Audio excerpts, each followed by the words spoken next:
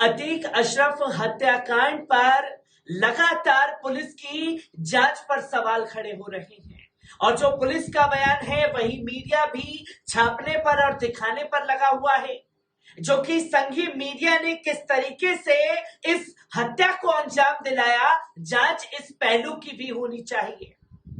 जहां साफ तौर पर पुलिस प्रशासन द्वारा यह बताया जा रहा है कि 3 मुख्य आरोपी सन्नी, अरुण और लवलेश, जहां सन्नी के बारे में खासतौर पर यह मीडिया बता रहा है कि मेन मास्टरमाइंड जो है वो इसका सन्नी है। सन्नी ने ही लवलेश और अरुण से संपर्क किया और सन्नी के पास ये तुर्की की जो पिस्टल जिससे हत्या की गई, ये एक गैंगस्टर को निपटाने के लिए दी गई थी और जब वो ये टास्क पूरा नहीं कर पाया तो वो गन उसके पास थी, इसलिए उसने अतीक और अशरफ की हत्या कर दी। बीते 3 महीनों से इसकी वो रैकी कर रहा था। तो इन लोगों के पास कैसे जानकारी पहुंची पुलिस अधिकारियों द्वारा कि अब वो जांच के लिए लेकर के जाने वाले हैं अतीक अशरफ को, जो कि सबसे बड़ा पहलू ये सामने आता है। और अब दूसरे पहलू की बात की जाए, जो कि मुख्य आरोपी है अरुण, जिसने गोलियां चलाई और फिर जय श्री राम के नारे लगाए। वो अरुण के बारे में बताता है पुलिस और संघीय मीडिया कि उसके माता पिता की मौत जो है वो 20 साल पहले हो चुकी है और उसकी उम्र जो है वो 18 साल है, जिसे नाबालिग बताने पर पुलिस प्रशासन लगा हुआ है। और अब सवाल ये है कि जिसके माता पिता की मौत 20 साल पहले हो चुकी हो तो उसकी उम्र 18 साल कैसे हो गई? ये सबसे बड़ा सवाल जो है वो खड़ा होता है, जो कि संघीय मीडिया ने खुद इसे दिखाया लिखते हुए। और अब इसके तीसरे मुख्य आरोपी की बात की जा रही है लवलेश तिवारी की। जी हां, लवलेश तिवारी का बजरंग दल से कनेक्शन सामने आया है, जिसके पहलू को छुपाने की कोशिश पुलिस और संघीय मीडिया द्वारा की गई। और दूसरा पहलू सामने आया लवलेश तिवारी का, जिसके भारतीय जनता पार्टी से कनेक्शन सामने आए, जहां मैडम स्मृति ईरानी के प्रोग्राम में वो किस तरीके से शिरकत आसानी से करता था, इसकी तस्वीर खुद उसने सोशल मीडिया पर डाली। और तीसरा, अब लवलेश तिवारी को बड़ा कनेक्शन सामने आया है, जहां बड़े पुलिस अधिकारियों के संपर्क में था। और आपको ये याद होगा कि अशरफ ने बीते 1 हफ्ते पहले ये साफ तौर पर कहा था कि एक बड़े अधिकारी द्वारा हमें धमकी दी गई है और ये कहा है कि किसी बहाने से बाहर निकालेंगे और तुम्हें निपटा देंगे। ठीक वैसा ही हुआ और लवलेश तिवारी के इस कनेक्शन को छुपाने की संघीय मीडिया और पुलिस प्रशासन द्वारा कोशिश की जा रही है, जिसकी तस्वीर सामने आई है। एक बार इस रिपोर्ट पर नजर डालते हैं।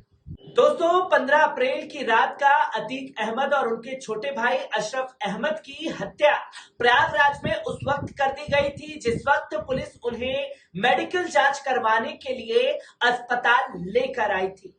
हत्या के बाद से इस हत्याकांड पर अनेक सवाल उठ रहे हैं। देश का संघीय मीडिया खोज खोज कर ऐसी कहानियां पेश कर रहा है जिनका हत्याकांड से कोई वास्ता नहीं है। इन कहानियों के जरिए अतीक अहमद के चरित्र को दिखाया जा रहा है, कितना बड़ा अपराधी था, उनका कितना खौफ था, उसके जरिए लोगों को किस तरह से सताया जा रहा था। इन कहानियों के जरिए पूरा जोर इस बात पर लगाया जा रहा है कि अतीक अहमद हत्याकांड में शामिल लोगों को बचाया जा सके।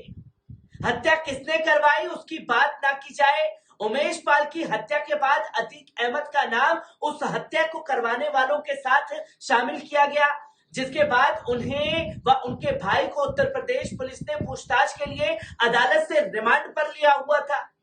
अतीक अहमद को गुजरात के साबरमती की जेल से प्रयागराज लाया गया, वहीं अशरफ को बरेली की जेल से प्रयागराज लाया गया था। जिस समय ये लोग पुलिस की हिरासत में थे, उस वक्त अतीक अहमद के तीसरे नंबर के बेटे असद अहमद को एसटीएफ ने एक कथित मुठभेड़ में मार गिराया। असद के जनाजे को जिस दिन सुपुर्दे खाक किया गया, उसी रात अतीक अहमद और उनके भाई अशरफ की हत्या हुई।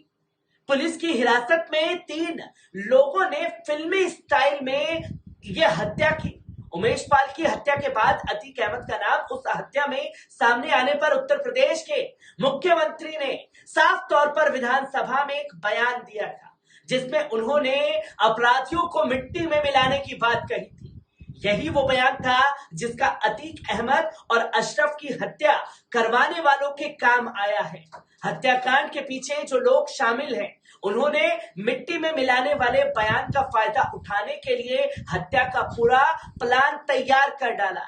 अगर मुख्यमंत्री को अतीक अहमद व अशरफ की हत्या करवानी होती तो उनके लिए उनके पास बहुत से तरीके थे। मुख्यमंत्री के कहने पर जिस तरह से हत्या हुई है, उस तरह से कभी नहीं की जाती। अतीक अहमद और अशरफ की हत्या के जरिए योगी आदित्यनाथ को राजनीतिक रूप से बड़ा झटका देने के लिए बड़े लोगों ने यह प्लान तैयार किया है। जहां हत्याकांड को बारीकी के साथ देखने पर तमाम चीजें खुद उजागर हो जाती हैं। योगी को राजनीतिक नुकसान पहुंचाकर फायदा किसको होगा? 2024 में अगर केंद्र की सत्ता में आती है तो अभी से माना जा रहा है कि योगी आदित्यनाथ अगले प्रधानमंत्री भी हो सकते हैं। क्या अतीक अहमद हत्याकांड को योगी के दिल्ली पहुंचने से रोकने के लिए प्लान किया गया था? राजनीति में बहुत कुछ ऐसा भी होता है जो नजर नहीं आता। राजनीति में बड़े बड़े षड्यंत्र रचे जाते हैं। बाबरी मस्जिद का मामला अगर देखें तो मस्जिद में मूर्तियां रखने से लेकर उसका ताला खोलने, मस्जिद गिराने और अदालत के फैसले तक अनेक षड्यंत्र सामने आ जाते हैं। इसी तरह से देश में खड़े किए गए आतंकवाद के पीछे बहुत बड़े षड्यंत्र और शक्तियां थी। गुजरात के गृह मंत्री रहे हरेन पांडे की हत्या हुई, उसके हत्यारों का सच सामने नहीं आया। हेमंत करकरे की हत्या को लेकर कई दिग्गज खुलासे कर चुके हैं कि जज लोहिया की हत्या का मामला आज ताजा अनसुलझा है। मतलब ये है कि आप बीती अपराध करना, करवाना, किसी को मारना, मिट्टी में मिलाना छोटी छोटी बातें हैं।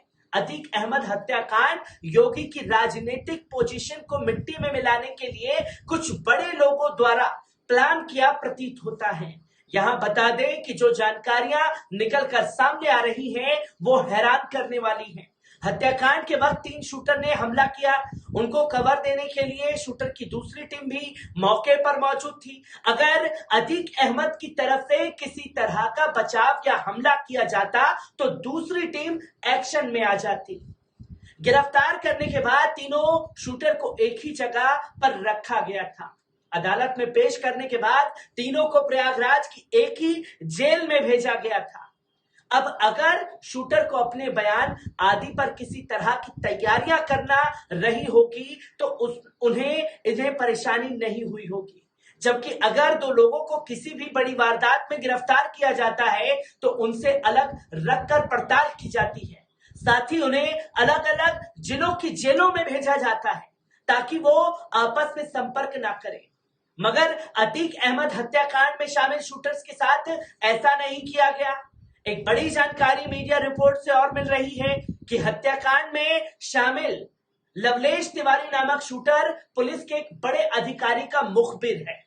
YouTube चैनल 4 PM के संपादक संजय शर्मा ने अपनी एक रिपोर्ट में इस बात का खुलासा किया है कि अतीक अहमद को मारने वाला शूटर लवलेश तिवारी एक बड़े अधिकारी का मुखबिर था और पहले भी वो पुलिस को सूचनाएं देता रहा है। साथ ही संजय शर्मा ने बताया कि असद को मारने वाली पुलिस टीम के सदस्यों की संपत्तियां पिछले 15 सालों में बहुत अधिक बढ़ी हैं और उन संपत्तियों को बढ़ाने में अतीक अहमद का भी हाथ रहा है। अतीक अहमद मामले में आज सुप्रीम कोर्ट में सुनवाई होनी थी। बता दें कि अतीक अहमद न्याय अभिरक्षा में थे और न्यायालय से पुलिस ने 5 दिन के लिए रिमांड पर लिया हुआ था। अतीक अहमद की हत्या पुलिस की हिरासत के साथ साथ अदालत के ऊपर भी सवालिया निशान है। अब अदालत इस मामले के क्या कदम उठाती है, इस पर सभी की नजरें लगी हुई हैं। अगर अदालत ने इस मामले में अपनी निगरानी में जांच का आदेश दे दिया तो अतीक अहमद हत्याकांड में कई बड़े अधिकारी व कई वो लोग जिनके कहने पर हत्याकांड हुआ है गिरफ्त में आ सकते हैं। एक बार फिर बता दें कि अतीक अहमद हत्याकांड ऊपर के बड़े लोगों के जरिए प्लान किया मालूम होता है। वहीं प्रयागराज के रहने वाले और उत्तर प्रदेश सरकार में मंत्री नंदी आजकल बहुत परेशान हैं। नंदी के ऊपर अतीक अहमद के सैकड़ों करोड़ों रुपए बकाया भी हैं, जिसकी तस्वीरें लोगों के सामने आ रही हैं, पर इन तस्वीरों का उजागर ना तो पुलिस प्रशासन द्वारा किया जा रहा है और ना ही ये संघी मीडिया बताने के लिए उतारू है। हर एक तस्वीर को आप लोगों के सामने और उस पहलू को सामने रखने की कोशिश करूंगा जिस पहलू को पूरी तरीके से छुपाने की कोशिशें की जा रही हैं।